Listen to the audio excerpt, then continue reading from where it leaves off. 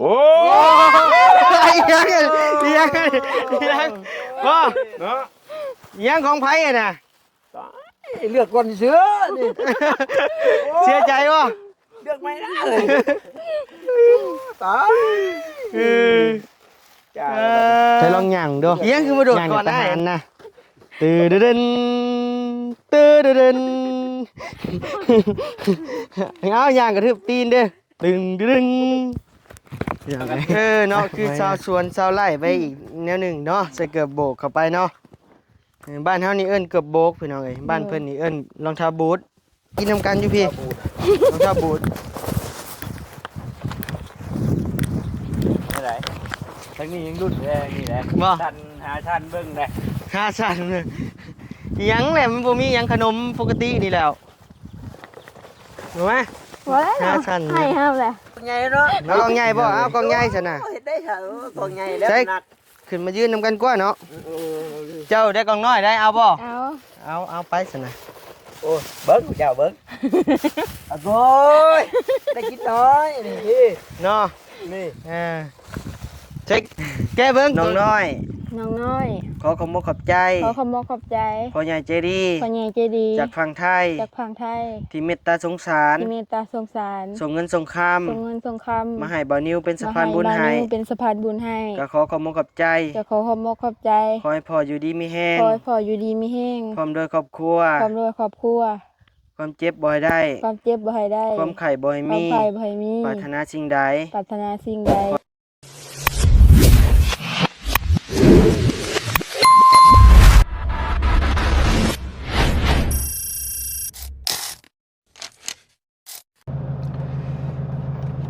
เอาพี่น้องเอ้ยเนาะเปิดคลิปเปิดภาพมาในบัดนี้พี่น้องเอ้ยเนาะทางบ่าวนิวก็เปิดคลิปเปิดภาพมาอยู่ในรถในรางเด้อพี่น้องเด้อเนาะ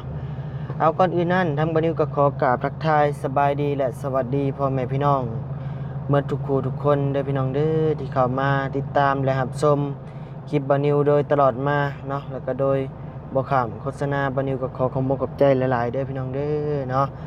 บ่ว่าที่ทางฝั่งลาวฝั่งไทยแล้วก็ต่างประเทศเด้อพี่น้องเด้อเนาะทางบ่าวนิวก็ขอบบ่ขอบใจหลายๆเนาะ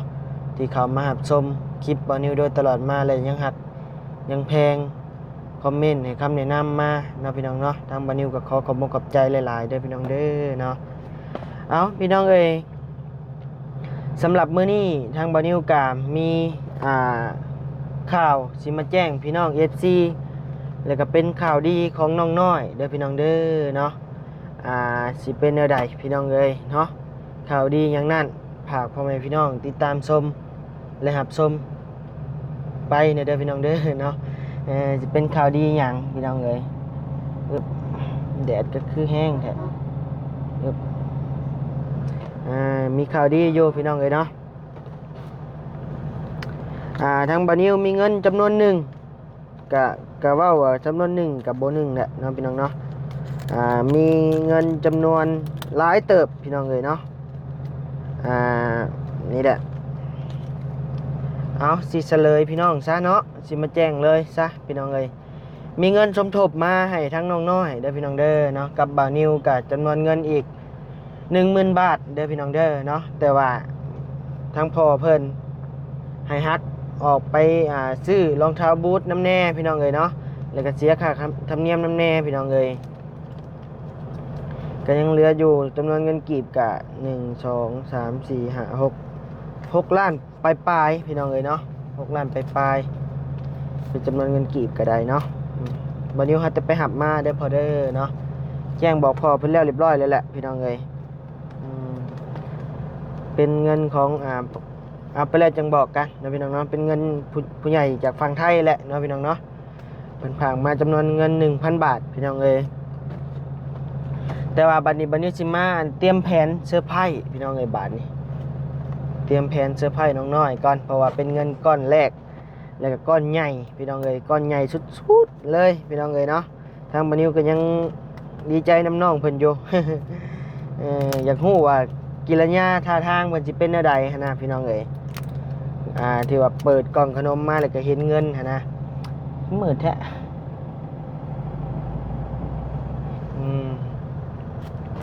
นี่แหละทั้งบานิวสิเตรียมแผนใส่กล่องขนมตัวนี้พี่น้องเลยเนาะบานิวก็ซื้อขนมเดี๋ยวสิเตรียมแผนก่อนพี่น้องเลยจังหน่อยไปฮอดพุ่นแล้วเพิ่นสิฮู้เมื่อก่อน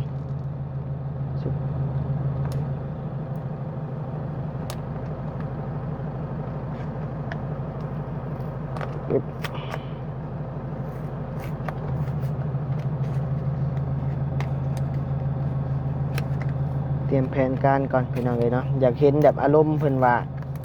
อารมณ์แบบว่าเซอร์ไพรส์นะพี่น้องเลยเนาะเป็นแบบว่าดีใจนะ ถ้าพ่อแม่พี่น้องติดตามเบิ่งนะพี่น้องเนาะมันสิเป็นใดๆเป็นครั้งแรกที่ว่าเงินก้อนใหญ่ที่สุดเลยพี่น้องเลยเนาะที่จะมอบให้หรือว่าสมทบของน้ำหรือว่าบานิวคิดว่านี่เงินจำนวนนี้นะบานิวคิดว่าน่าจะพอแล้วนะพี่น้องเนาะเรื่องของน้ำของในพอเลยแหละบานิวคิดว่าเนาะบานิวคิดว่าพอเลยขนมก็คือแพ็คดีเอ้ยน่าสั่งเห็ดแท้ให้กว่าเนาะพี่น้องเอ้ยนี่เด้อพี่น้องเด้อทางบานิวซีเอาเข่าไปในนี้นี่แหละเบิ่งปึ๊บโอเคสแกมโฮมไปก่อนพี่น้องเอ้ยนี่แหละเนาะพี่น้องเอ้ยเอาเข่าแล้วเอาขนมเข่าอีกจะก่อนจากใดเนาะพี่น้องเนาะนี่ไปเบิ่งกิรญาท่าทางเพิ่นพี่น้องเอ้ยสิเป็นแนวใดนะพี่น้องเนาะสิเกิดอาการแนวใดช่วยเอายังติดบาดนี่พี่น้องเอ้ยบาดนี่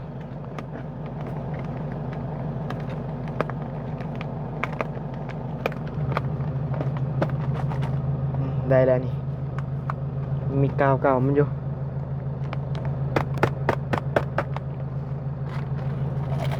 อันนี้จีเก็บไว้กินเองพี่น้อง ลองชิมเบิ่งบ่เคยกินจักเทื่อมื้อนี้ก็ได้นี่เด้อเนาะคะแนนเจ้าของบริษัทเห็นกะ ค่าน้ำมูกน้ำมันได้เด้อเนาะพี่น้องเอ้ย ค่าโฆษณาเด้พี่น้องพอได้เติมน้ำมันโอ้ขนมลาวเด้พี่น้องเอ้ยเนาะเป็นของลาวเด้พี่น้องเอ้ยนี่ภาษาลาวจะไปเจออยู่แต่ว่าอันนี้เราเป็นไทยแม่บอกขนมลาวแต่ว่า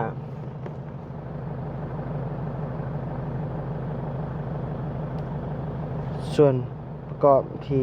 สำคัญโดยประมาณแป้งสาลีนี่ส่วนประกอบมันเป็นภาษาลาวพี่น้องเอ้ยแต่ว่าฉลากมันนี่เป็นภาษาไทยแต่บ่ฮู้ว่าเป็นขนมลาวขนมไทยกระยามันดอกพี่น้องเอ้ยคะแนนเจ้าของบริษัทเห็นกะให้ค่าน้ำมูกน้ำมันมาแน่ นี่ได้พี่น้องเด้อเนาะเดี๋ยวบัดนี้สิให้น้องเพิ่นลองเลือกเบิ่งว่าสิกินตัวใดกินพิษชีวิตเปลี่ยนพี่น้องเอ้ยโอเคพี่น้องเอ้ยเนาะเอาตามนี่แหละพี่น้องเอ้ยเนาะเป็นเงินจำนวนที่ว่าหลายแฮงเนาะสำหรับบัดนี้ก็ได้กันว่าแต่จะแจ้ง FC เลยนะพี่น้องเนาะบัดนี้คิดว่าจำนวนเงินจำนี้แล้วก็ส่วนที่บัดนี้มีแล้วก็ทางทีมงานมีก็น่าจะพอแล้วห้องน้ำเนาะทางบัดนี้สิแจ้งเลยพี่น้องเอ้ยน่าจะพอแล้วได้ห้องน้ำงามๆเลยแหละบัดนี้คิดว่าเนาะเอาโอเคพี่น้องเอ้ยเนาะไปพบไปพ้อกันอยู่เฮือนน้องเพิ่นพูดหลายเด้อพี่น้องเด้อเนาะดีใจเด้อบัดนี้ดีใจแทนน้องเพิ่นนะพี่น้องเนาะ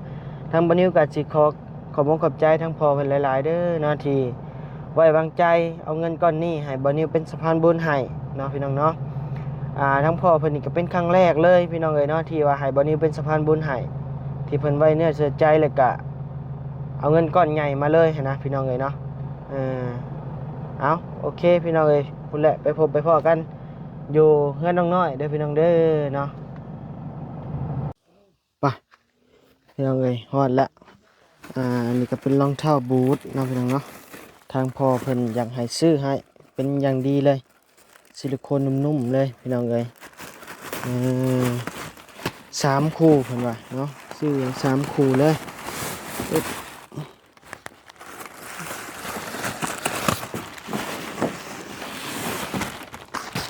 ช่นะไพ่นะโอ้เขาเบาต้าเบาเวียดพี่น้องเอ้ยทางทีมงานไอ้เขาไปทางใดมาเด้นะพี่น้องเนาะคือโบเห็น ต่อรถเบาต้าพี่น้องเอ้ย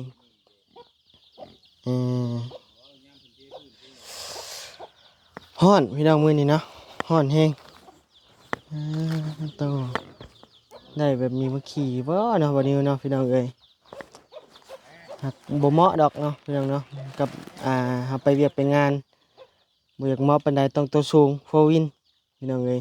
โฮมเงินก่อนจักสิเอา จักปีใดจักชาติใดพี่น้องเอ้ยเนาะโตพากันเฮ็ดหยังกันน่ะนั่งโอ้ลมกันบ่โต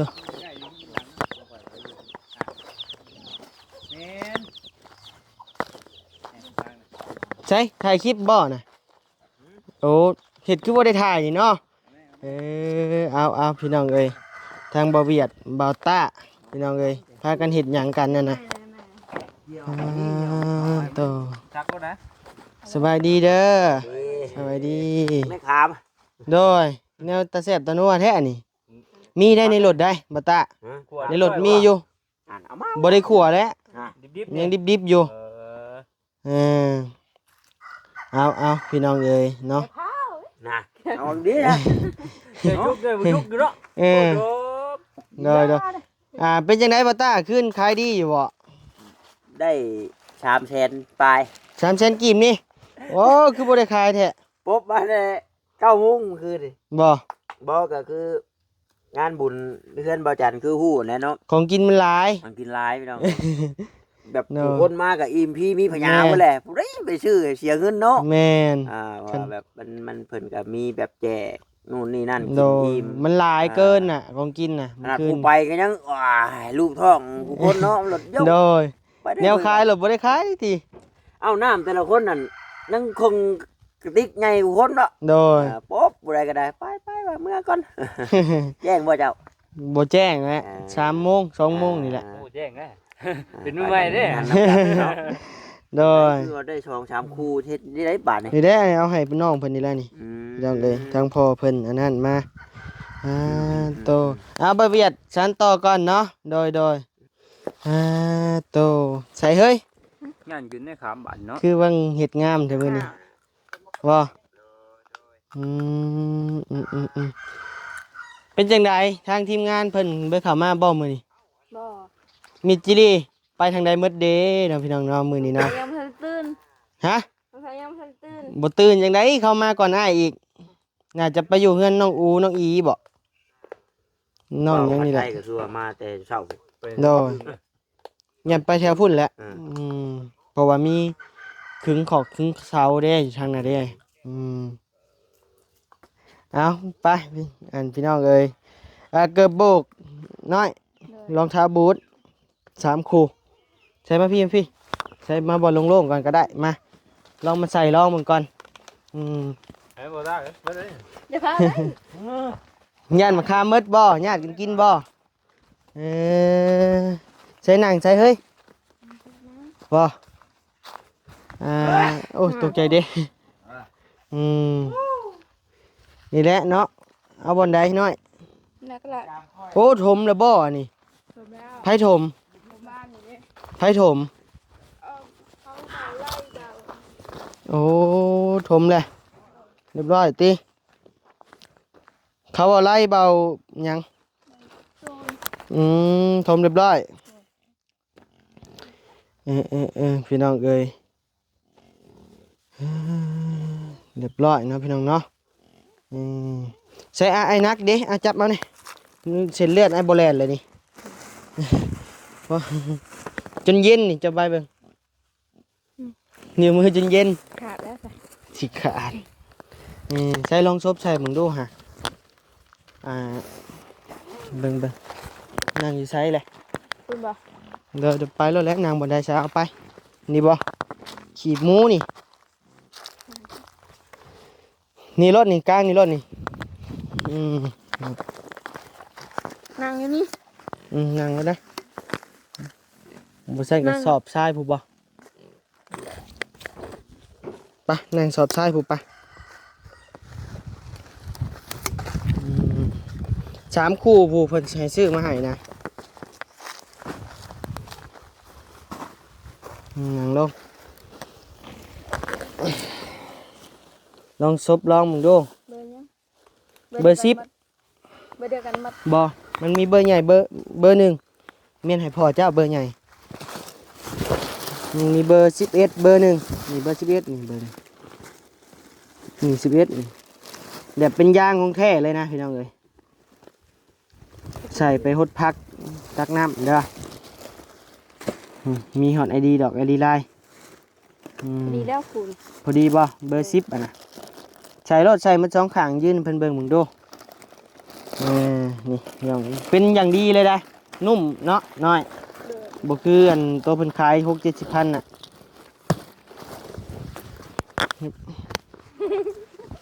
ใช่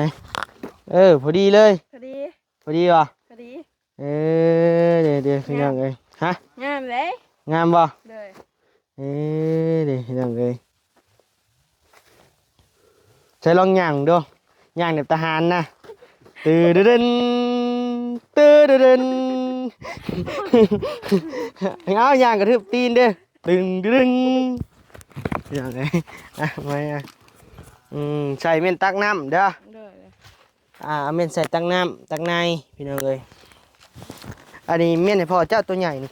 เลย ตัวใหญ่นี่แล้วมันมีตัวน้อยอีกแบบนี้ของแม่เจ้าก็ให้แม่เจ้านี่ เลย ใส่บุมัดดอกนั่งลงกว่ากล้องบ่เห็นได้นี่แบบมันเป็นยางอ่อนนะพี่น้องเอ้ยมันบกกระด้างคือแบบแต่สมัยตะกี้เนาะข้างในมันก็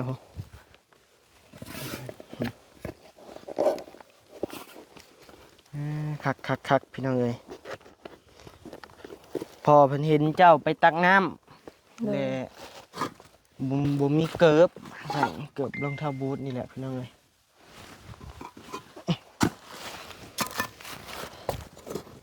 เห็ดบนนังกัน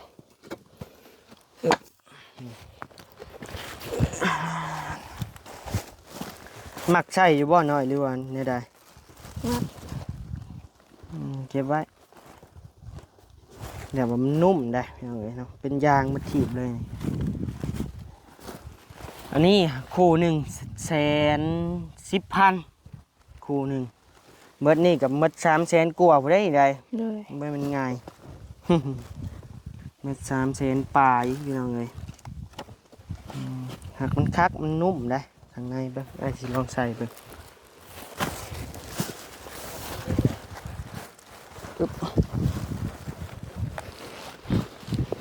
ว่ะพอดีกับอ้ายเอ้ย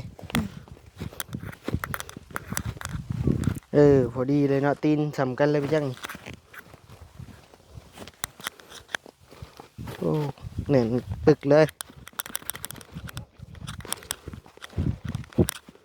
ย่างกับมันบดีดขานี่พอดีเลยนะมันอ่อนแล้วโตพี่ลึกว่าย่ำแท้นี่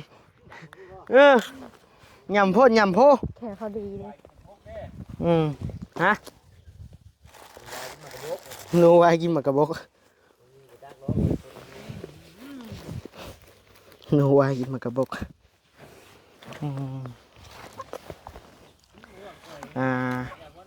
เป็นเงินจากพ่อฝั่งไทยเพิ่นเด้อเพิ่นอยู่ฝั่งไทยพี่น้องคนไทยเพิ่นเนาะตั้งพ่อหักใจดีเพิ่นนะพี่น้องเนาะเพิ่นเห็นน้องน้อยบ่มีก็เลยอีกต้นเพิ่นก็ฝากเงินมาพี่น้องเอ้ยเงินตัวที่บ่นี้แจ้งไปหน้าคลิปมาแหละพี่น้องเอ้ยเนาะจำนวนนั้นแหละ ดูเบิกคุณ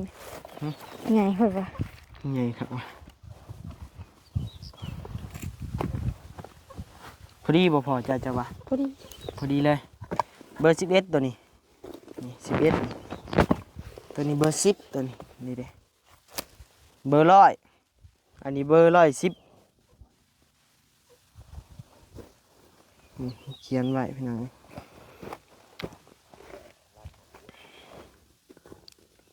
ตะกี้อันนี้พื้นนี่ก็แข็งเนาะตะกี้เนาะอันนี้อ่อนนี่ รุ่นใหม่พี่น้องเอ้ยย่างไปหาก้านเขียดกลางคืนคักได้นี่ โดย ลุยขี้ตอกขี้ต้มบ่มีญาติ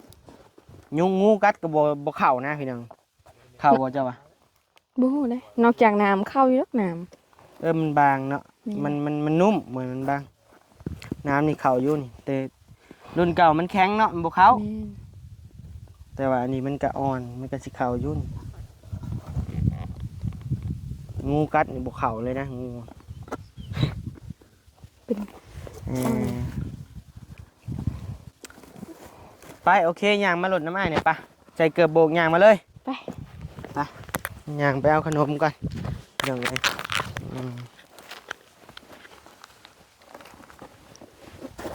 ติดใจตัวใหญ่บ่น้อยเดี๋ยวหน่อยมาโอเค ไป อืม ไม่ลายเด้อจังกระดูกเลย ฮะ ฮะ ได้ยินว่ายางเรากระดูกไม่ลายเด้อ เออก็ได้อยู่กิน ได้อยู่ดิ ใช่แล้วค่ะ บ่ได้ ต้องหาทั้งเบาเวียนในกว่าเนาะอ่า เป็นผู้ชาวไม่ได้กินในมะขามลายต้นมิน ต้นเมน ต้นภาษาหอมเลย โอ้โห เบิ่ บ่ งเห็นได้ เคยบ่เบาวันเวียดบ่ตาต้นผู้สาวหอมบ่เมนคือกันเออ เดียวกัน เนาะคือชาวสวนชาวไร่ไปอีกแนวหนึ่งเนาะใส่เกือบโบกเข้าไปเนาะบ้านเฮานี่เอิ้นเกือบโบกพี่น้องเอ้ยบ้านเพิ่นนี่เอิ้นรองเท้าบูท ของข้าวบูด รองเท้าบูท ก็สิบูด มันใส่เฮิงมันก็บูดอยู่ดอกติ บูดอยู่ไหน วัดเลยเนาะ โย่บูดได้นี่เนาะ เอ้ยไปบ่าวเวียดไป เนาะมา หาเพิ่นแน่เนาะพี่น้องเนาะ เบิ่งไปลัดขึ้นรถเขานี่คือขึ้นไวใช่ปะ นี่บ่ เออ ชื่อนั่นแหละเนาะ คือปะ หาทั้งบ่าวเวียดจับกล้องให้พี่น้องเลยเนาะเพราะว่าอยากให้พี่น้องเห็นแบบภาพคักๆนะพี่น้องเลย จะเป็นจังใดเนาะพี่น้องเนาะ ไผ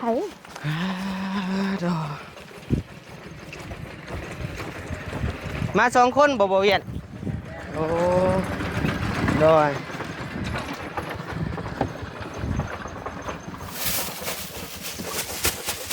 ขนม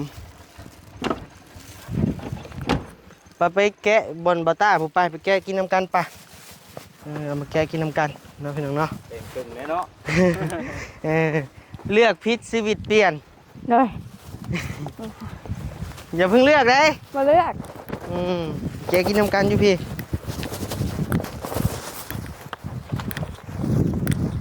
ไม่ได้ทั้งนี้ยังรุ่นแรงนี่แหละ บ่ ชันหาชันเบิ่งได้ ห้าชั้นยังแหละมันบ่มีหยังขนมปกตินี่แล้วถูกไหม ว่าแล้ว หาชั้น ให้ห้ามเลย เนาะพี่น้องเอ้ยหัวไวเลยนะเบิ่ง เฮ้ยมาตามากินขนมน้ำกันมาโอ้คนแต่กลุ่มรถมาพี่น้อยมาเบิ่งพี่ ใช่ไหม ใส่เบิ่ง อยากเลยเนาะ เอาให้บัตตาเลือกก่อนเด้อ โดย ให้เพิ่นสิเอาตัวใดบัตตาเอาตัวใดบัตตา เลือกกองใหญ่เนาะ เอากล่องใหญ่บ่เอากล่องใหญ่ซะนะ เห็นได้ค่ะกองใหญ่แล้วหนัก ขึ้นมายืนนำกันกว่าเนาะเจ้าได้กล่องน้อยได้เอาบ่ เอา เอาไปซะนะ โอ้เบิ้งเจ้าเบิ้งโอ้ยได้กินน้อยนี่ เนาะ นี่ เช็คแกเบิ่งตัวเอาของบัตตาก่อนไปแกเบิ่งเอาตัวใหญ่แกก่อนม หน้าเห็นบ่ ได้ละเอาหน่อยเอา อ๋อ เอาตะกล้องอ่ะบ่เวียด ยิ้วเข่าได้นี่ หิวข้าวบ่ ขอบใจ ของกินก็บ่ซื้อมาซับเฮาก็ได้ พี่น้องเด้อ แซ่บบ่ แซ่บ ชุดแต่เท่านี้เนาะ เขาเลือกก่อนมันดีเขาจะว่า เลือกก่อนมันดีบ่ มันดีได้กองใหญ่ เอากล้องน้อยแกะลองเบิ่งมึงดู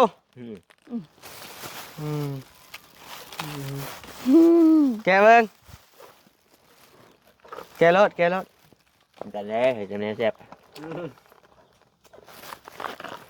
ยังรุ่นคักรุ่นแน่แท้นี่บ่เฮ้ยแกมากินมึงดู มาพวกเลย ใช่แพ็คยังไงนี่ ขนม บ่เบิ่ง มีคนเดียวนะ เอาอีกเอามาบ่ตาเราเลือกทีหลัง ว้าว ของแซ่บยักษ์ มียังจังมาเบิ่งเอา มาเดี๋ยวคอยจับถ่ายก็ได้ เอา เดี๋ยวนี้คอยมากเลยดิ ที่เคยมากเยอะไม่ยัง น้องเอ๋ยเนาะ จะออกมา เดี๋ยวนี้บ่ ยังมือคือสั่นน่ะนี่จับออกมา น้องเอ๋ย เข้ามากัน เอาออกมาแล้วนะเนาะ แป๊บเดียวนะต้องแม่นยังเนาะ จะออกมา รุ่นอยู่กันได้พี่น้องเอ้ย โอ้ยเนาะพี่น้องมันรุ่นอยู่กัน บ่ได้ว่าว่า เออไอ้ฮู้แล้วอันนี้นะจกออกมา ยังแล้วข่อยบ่เห็นเนาะน้องบางอย่างบางไว้ เนาะออกมา โอ้ ยังพ่อ เนาะ ยังของไผ่อะน่ะ เลือกคนเชื้อนี่ เสียใจวะ เลือกไม่ได้เลยตาย เออ จ้า ยังคือมาโดดก่อนไอ้อันนี้ เอาดีใจเลย โอ้ยพี่น้องเอ้ย ยังมีอีกอยู่จักอ่ะเนาะ จกเบิ่งอีกดูมาจำให้ก่อนมาตัวนี้อ๋อบ่ตา เนาะ เจ้าคือบ่เลือก โอ้ยนี่เลยกดกิโลพี่น้องเลย อยากได้ตัวใหญ่บ่ ความหิวตั้งตา เบิ่งไอ้แกให้เบิ่งเอาจกเบิ่งดูมียัง 4 5 6 เบื่อ 6 7ตับพี่น้องเนาะ น้องได้บ่ได้ใบนึงเรียบร้อยแล้วเจ้า เนาะอ๋อ แล้ว โต อยู่แข่งวาสนาแข่งกันบ่ได้พี่น้องเลย เห็นแต่ของใหญ่เพิ่น เนาะ น้อยแต่ก็โตได้นี่ได้เออเจ้ายาม เนาะ เออ โชคดี อ๋อโตพี่น้องเอ้ยโอ้ ลายเถอะ ได้เนาะ อ๋อน้อย ผู้บ่ถูกเลือกสิก็บ่ได้จักใบเนี่ยบ่ อย่าแล้วไว้ทีหลังเนาะจังได๋จะเลือกพิษชีวิตเปลี่ยนหยังวะ นั่นแหละยาเลย เทื่อหน้าเลยจะเห็นแต่ของใหญ่ของน้อยๆแบบนี้มันน่ะได้บ่ตาเอ้ย แม่นแม่นในเนาะ ว้าย ใหญ่กันรวมเนี่ยเสียใจ เสียใจป่ะ เฮ้ยได้ฮักและขอบใจเบานี้เวลาเนาะยิ้มอยู่พี่น้องเอ้ย น้อยกราบเป็นเงินของเจ้าเองเด้อเป็นเงินของพอเพิ่นอยู่ฝั่งไทยเพิ่นผากมานำอ้ายเป็นสะพานบุญให้เด้อมาสมทบพี่น้องน้ำของนายเจ้านี่แหละเนาะอ้ายคิดว่ามันน่าจะเหลืออยู่เหลือหลายเลยแหละ เรื่องน้ำของนายเจ้าก็น่าจะแล้วเลยเนาะส่วนเงินในทีมงานก็หลายอยู่ วันนี้กะบ่าวลีกะแจ้งประมาณ2 ล้านกับ100,000แล้ว โอ้เป็นจังใดบ่อันคือว่าโดดก่อนอ้ายคักแท้กิน เอาดีใจเลย ไอ้ไม้โตได้ ไหนบ่ ไม้ได้นี่3ล้านไอ้สิไม้ออกนี่ เอาเดี๋ยวหาสิแบ่งให้เลย แบ่งตัวได้ให้อ้ายเอาแบ่งตัวได้แบ่งตัวนี้ให้อ้ายนะ แบ่งตัวนี้ โอ้โหขาลอยก็บอลแล้ว ไม่ต้นตอกมีแลนให้กอดบ่กอดแลนกอดคนก็หน่อยมัน ถึงไม้ได้เนาะ ถึงไม้ได้แม่นหายกูได้สิแลนขึ้นเครือขึ้นเคี้ยว เอาพี่น้องเอ้ยเนาะเป็นเงินจำนวน 10,000 บาทเด้อพี่น้องเด้อเนาะทางพ่อเพิ่นพ่อใหญ่ใจดีเพิ่นฝากมาให้สมทบของน้ำของในหรือว่าเฮ็ดแนวอื่นก็ได้เพิ่นว่าเนาะให้บ่นิวจัดการเลยว่าซั่นเนาะส่วนใดบ่พอก็เอาส่วนนั้นเลยพี่น้องเอ้ยบ่ว่าจะสมทบเนาะ ของน้ำแล้วมันก็มีเครื่องใช้ของซอยเนาะ แม่น ตามมาพี่น้อง โดย ดีใจน้ำดีใจ หรือว่าบางเทื่อมันเหลือก็เรียกว่าเฮ็ดให้น้องเพิ่นเอาไปเป็นทุนบ่ปลูกผังบ่นั่นนี่ก็แล้วแต่เดี๋ยวบ่นิวอันเบิ่งก่อนถามทีมงานเบิ่งก่อนนะพี่น้องเนาะบ่นิวคิดว่าของน้ำนี่อาจจะเหลือหลายอยู่เพราะว่าเงินกับทีมงานก็มีหลายคู่หลายคนอยู่พี่น้องเอ้ยเอามีแต่เจ้าน้อมรับเอาไว้ก่อนเนาะเดี๋ยวจังสิเก็บไว้คืนมาเจ้ากินก่อนขนมบัดนี้โอ้ยอ้ายนี่บ่อยากกินฮอดขนมบ่แล้วอ้ายเห็นเดี๋ยวนี้เนาะ แต่เพิ่นนี่บดได้ตลอดเนาะ บดได้ตลอดจับเนมกล้องมาบ่ตามมาเข้านำกันมา น่ะ 1 2 3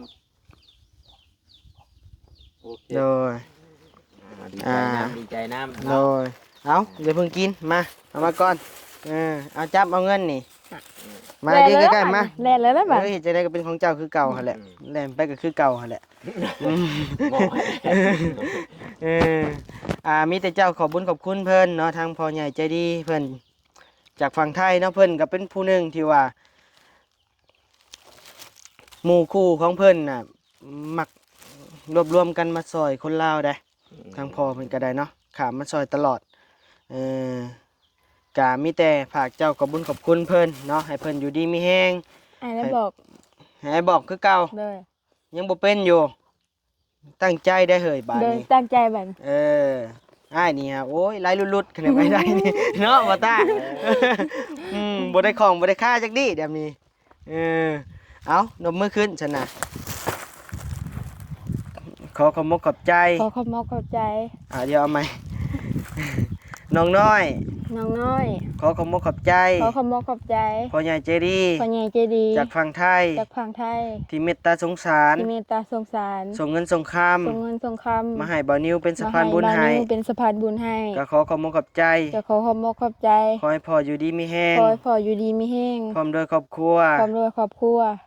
ความเจ็บบ่ให้ได้ ความเจ็บบ่ให้ได้ ความไข่บ่ให้ ความ มี ไข่บ่ให้มี ปรารถนาสิ่งใด ปรารถนาสิ่งใด ขอให้ได้สิ่งนั้น ขอให้ได้สิ่งนั้น สมความมุ่งมั่น สมความมุ่งมั่น ปรารถนา ปรารถนา อย่าเจ็บอย่าจน อย่าเจ็บอย่าจน ร่ำรวย ลำลำร ๆ วน อน ย รับก็ให้ได้เงินหมื่น นอนรับก็ให้ได้เงิน นอน หมื่ ตื่น น ก็ให้ได้เงินแสน นอนตื่นก็ให้ได้เงินแสน แบมือมาก็ให้ได้แก้วมณีโสด แบมือมาก็ขอให้ได้แก้วมณีโสด โทนให้บ่อยมาพาน ทนให้บ่ให้มาพาน มันให้บ่อยมาเบียด มันให้บ่ให้มาเบียด กิเลสจังไรบ่อยมีมาใกล้ ขี้เลียดจังไรบ่ให้มีมาใกล้ ถ้าว่ามีโรคภัยไข้เจ็บ ถ้าว่ามีโรคภัยไข้เจ็บ ก็ขอให้หายไป ก็ขอ จาก ให้หายไป ห่างกาย ห่างกาย สาธุ โอ้เนาะ เห็นบอกคะแนนว่าไอ้ได้นี่หวยกลัวดีอีก ชมไว้ หักสิบ่จื้อดอกคำอวยพรเมื่อกี้นี่ก็ยาวเกินไปอยู่พี่น้องเอ้ย มาแต่กะบางทีกันห่วยได้ก็ตื่นเต้นแล้วก็ลืมได้พี่น้องเนาะ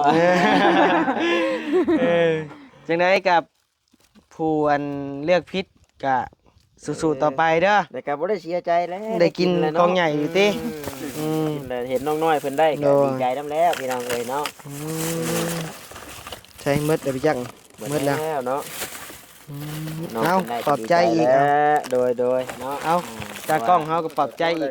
เต็มมืออยู่อ่ะ แต่ละคนเข้ามาก็ล้วนแล้วแต่อยากให้ ไผบ่พัดใช่ เพิ่นได้แหละพี่น้อง โด เนาะ ย ผู้เล็กผู้น้อย โดยก็ชุดแต่ว่าอยากซอยแล้วพี่น้องเอ้ยเนาะก็มีแต่แจ้ง FC เลยเด้อน้องงบห้องน้ำนี่อาจจะพอแล้วเนาะพี่น้องเนาะคือว่าสุดๆแหละหมด โอ้เนาะมันหลายคนล่ะ แม่นเพราะว่าทางทีมงานก็หลายอยู่ในเงินในทีมงานก็ได้เลยก็กับบานิวก็มีอยู่จำนวน6มันก็เป็น6 7เกือบ8ผู้พิจักเนาะพี่น้องเนาะนำบานิวก็ได้6 7ไปปลายไป ลุงหนวดกะ3,500 โดยบอลี่ก็2 ล้านเนาะบ่ยาวอีกก็เท่าใด ล้านกว่าจ้ะ ล้านกว่า น้ำบาตูนกะ 1,300 เลย โอเค